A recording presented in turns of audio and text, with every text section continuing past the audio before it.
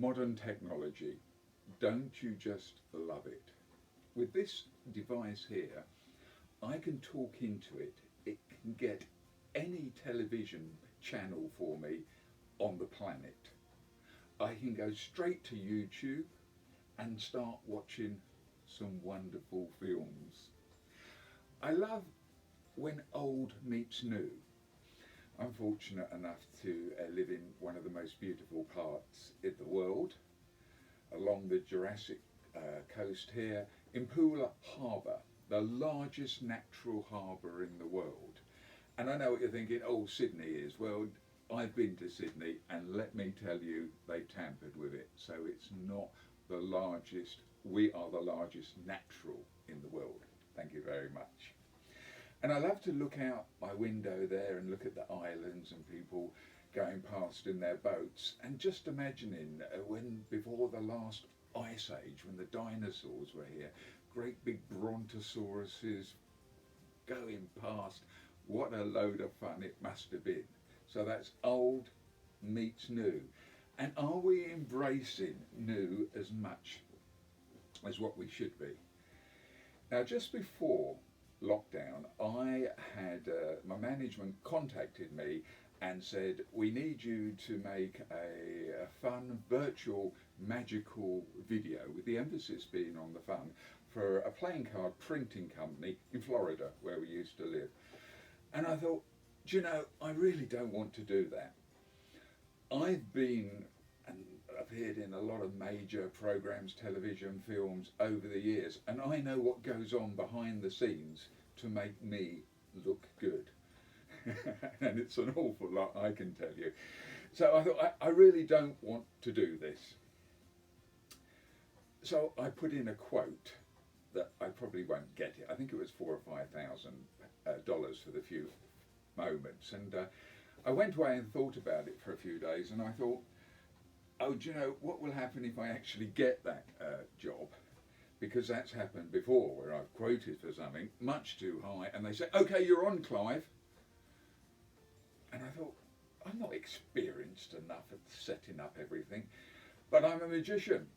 So I always have an ace up my sleeve. And the ace up my sleeve was, ta-da, my friend and one of my mentors here, the great Jeff McBride. So I rang him up, PM'd him and said, Jeff, this is what happened. Do you want to be part of it if it comes up? Knowing that he's obviously quite experienced in this.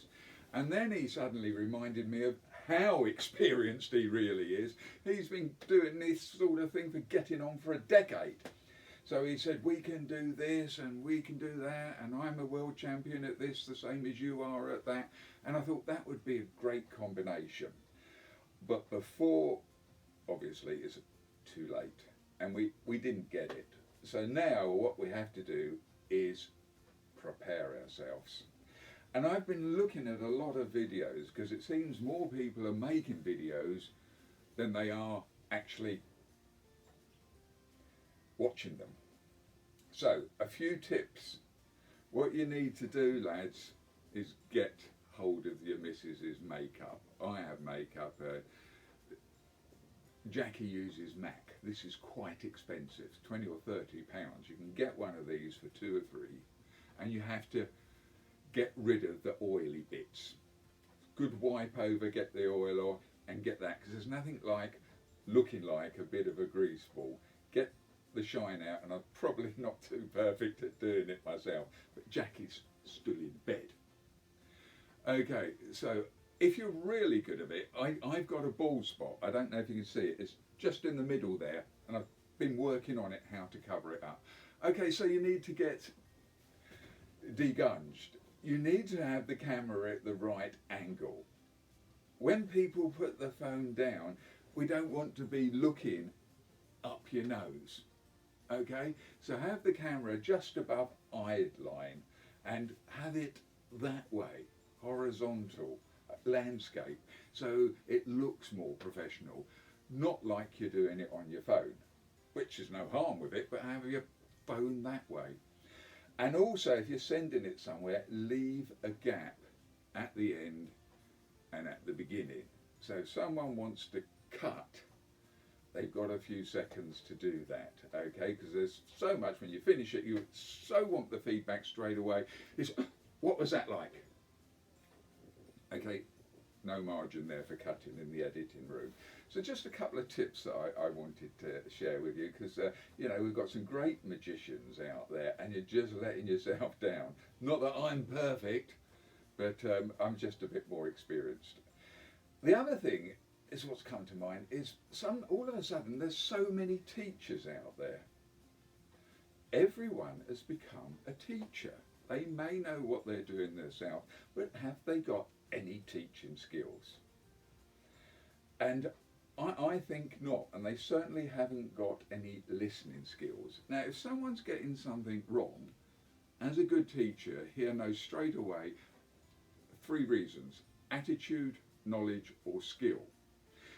And when you see his problem, you've got to speak to him and ask him initially, why do you think it's going wrong?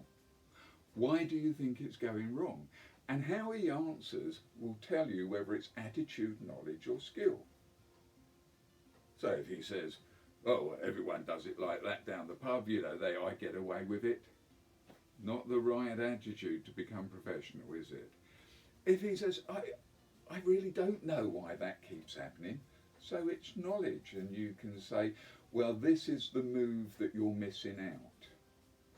Or if it's, yes, I know exactly what I'm doing, but it's a manipulative, a skill, then you've got to get him to slow down.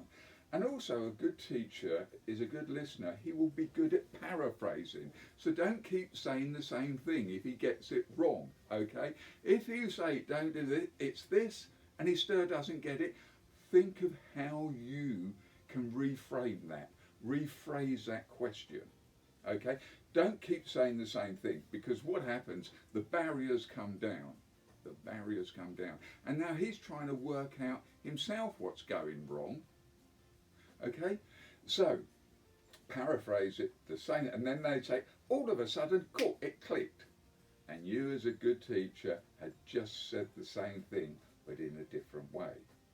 I'll give you an example. When I've been out in America and the lads are coming over here and they say, I want to take the English driving test, they're okay. They, for years, have crossed their hands like this, okay? And they can't do it like this, like how the British do it. And for the life, and you say, don't do that. Forget about saying 10 to 2, quarter to 3, slide one hand up, push one down. Just say, do you know how you dry a plate? Yeah, okay, do that. And immediately it clicks. So a great teacher will be able to link something to what they already know, an existing skill. Okay, so I'm a qualified life skills coach, for those that don't know, and a teacher. And at Bournemouth and Paul College and University, I used to run courses in the 80s there for building up people's confidence, to get them to have more listening and teaching skills there. And it used to give me a load of self-satisfaction when I would see someone going out there and doing something that I'd done behind the scenes. Now, we've got much younger people here. Go along to one of his courses and he'll teach you. He is a great listener. I remember being on stage with Eugene Berger at the Bath Magic Circle, and Eugene was showing me a trick with a matchbox and Jeff was monitoring, and I've got this wonderful photograph of him looking at me so intensely. He's listening and watching every single movement. So at the end, he got this incredible feedback. And he has an incredible memory as well, so be careful what you say to him. So, ladies, I'll give you another example. A lady came to me, and she's very, very intelligent. Just because someone doesn't know anything doesn't mean they're stupid. Okay, and that's another fault there. She came to me for some presentation teaching skills, and she wanted to be funny. So why not come to the Guinness World Record holder for the last 7 years of being the fastest comedian on the planet? So she comes along to me, and her qualification is in marine engineering and biological, all sorts of incredible incredible letters after her name. And she had to do this presentation to the seagoing world, and she was there last year. And she said to me, Clive, I am so boring that the people, a third of them got out and walked out, half of them got on their phone or started chatting to each other. And she said, I've got to go and do that same presentation again. And what can you do? And start with a good opening. Tell people about yourself. There's so many people just coming on, fanning a trick and showing, and people say, yeah, it's a good trick or it's not a good trick. Why not just spend a few seconds just to say what you've been up to during the day and then go into it so we can get to know you. I've had more high profile bookings for just being me than that my double lift would ever get me in a million years. So I said to her, right, this is what you're going to do. You're going to walk out really confidently and say, I know what you're all thinking.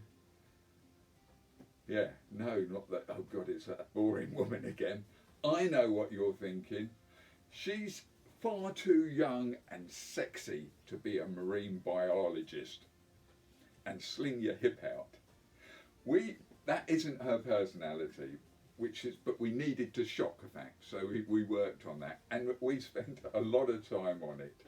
And unfortunately, I couldn't go and see her opening. If I've worked closely with someone, I like to go and see the big performance. I couldn't go, but she rang me up straight away. Not her husband, not her children. She rang me up straight away saying it went great. She went out there, got a big laugh. They all tuned in. All the rest of her speech had light and shade and action and movement with purpose. And she won the day. And I got more of a buzz from her telling me that than perhaps even doing it myself. So, ladies and gentlemen, if you want to be a teacher, become a good listener, and actually you might want to gain some teaching skills. Don't come to me, I'm retired. Go and see the man. Is that all right, Jeff?